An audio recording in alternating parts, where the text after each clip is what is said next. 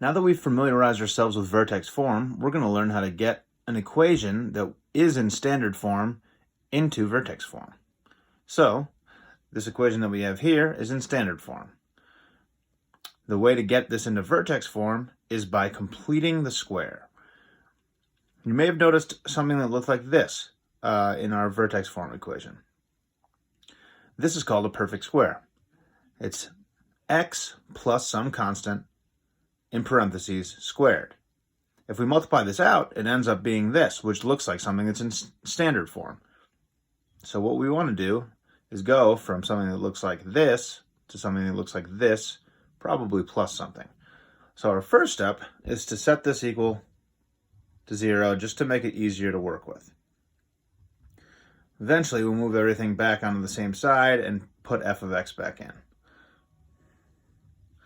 The next step is to move this 3 over because we're only going to be dealing with these two terms in order to make a perfect square. So subtract 3, we now have negative 3 equals x squared plus 6x. The next step is to divide this b term in half and square it, and then add it to both sides. So what we're going to do is add b over 2 squared to both sides, which happens to be 6 over 2. The next step is to simplify this.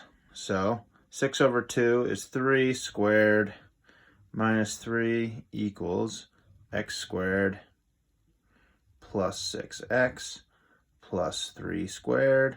3 squared is 9, so 9 x squared plus 6x equals 9 minus 3. Okay, so now we've completed the square. So we should end up with something like this. This right here equals x plus half of this term, 3 squared.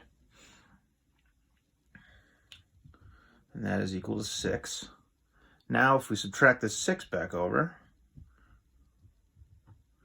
we have 0 equals x plus 3 squared minus 6.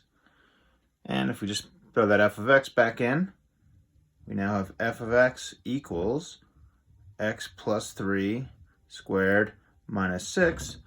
And we've got an equation in vertex form. So this can be a little tricky, but these are the steps. Make sure you follow them. Mostly all you're doing is dividing that b term in half and squaring it and adding it onto here and getting an equation.